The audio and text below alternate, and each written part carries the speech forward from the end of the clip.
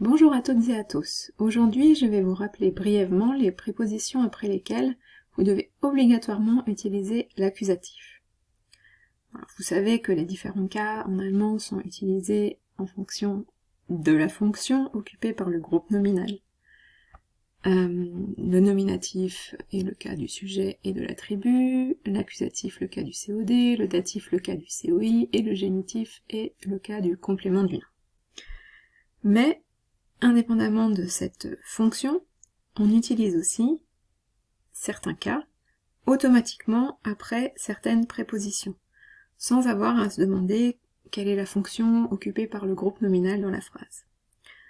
Et prenons l'exemple de l'accusatif. Normalement, c'est le cas du COD, mais c'est également le cas qui suit obligatoirement les prépositions für, gegen, ohne, durch.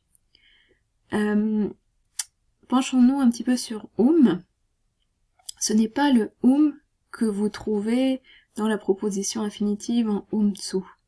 Dans la proposition infinitive en zu, vous ne devez pas mettre l'accusatif immédiatement après ce C'est autre chose. En fait, c'est un préposition qu'on utilisera par exemple dans sich jemanden, donc accusatif, kümmern, ou bien dans l'expression es ist schade ihn, c'est dommage pour lui.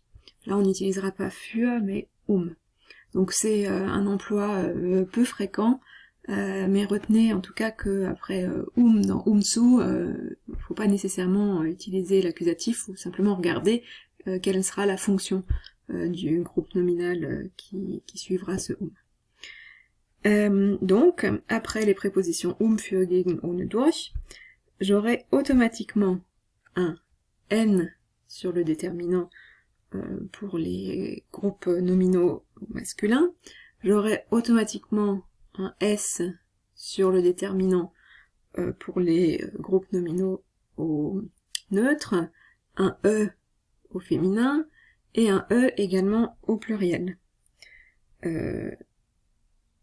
Ce tableau comprend des exemples sous forme de groupes nominaux, qui sont ou non, qui commencent ou non par un article qui porte la marque forte.